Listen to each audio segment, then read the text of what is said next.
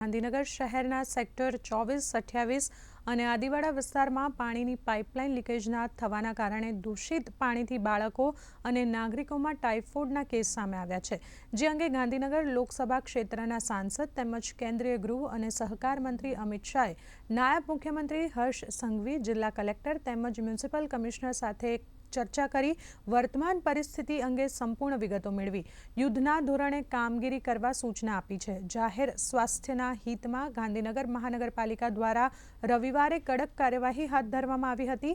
મનપાની estate શાખા અને food safety વિભાગ દ્વારા સંયુક્ત રીતે મેગા ડ્રાઈવ યોજીને શહેરના વિવિધ વિસ્તારોમાં ખુલ્લામાં ખાદ્ય પદાર્થો વેચતી લારીઓ સામે લાલ આંખ કરવામાં આવી છે। આ સઘન ઝુંબેશ અંતર્ગત તંત્ર દ્વારા કુલ 100થી વધુ લારીઓ અને સ્ટોલ બંધ કરવામાં આવ્યા છે।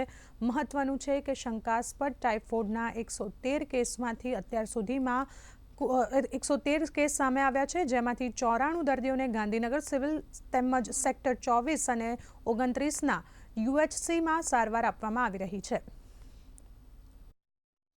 ગઈકાલથી આજ સવાર સુધીમાં 9 પેશન્ટ એડમિટ આવ્યા છે નવા, અને ઓલરેડી 104 એડમિટ હતા અમારે ત્યાં, ને સવાર સુધીમાં 19 ડિસ્ચાર્જ કર્યા છે। તો અત્યારે એટ પ્રેઝન્ટ હોસ્પિટલમાં 94 પેશન્ટ ટાઇફોઇડના છે। પરિસ્થિતિ બધા પીડિયાટ્રિક બચ્ચાઓ સારા છે, સ્ટેબલ છે, અને એ લોકોને હજુ સિમ્ટમ્સ થોડા ઓછા થયા છે।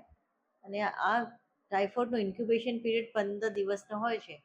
તો આવી રીતે દરરોજના કદાચ 10 પેશન્ટ્સ ટિલ 20 સુધી આવ્યા જ કરશે।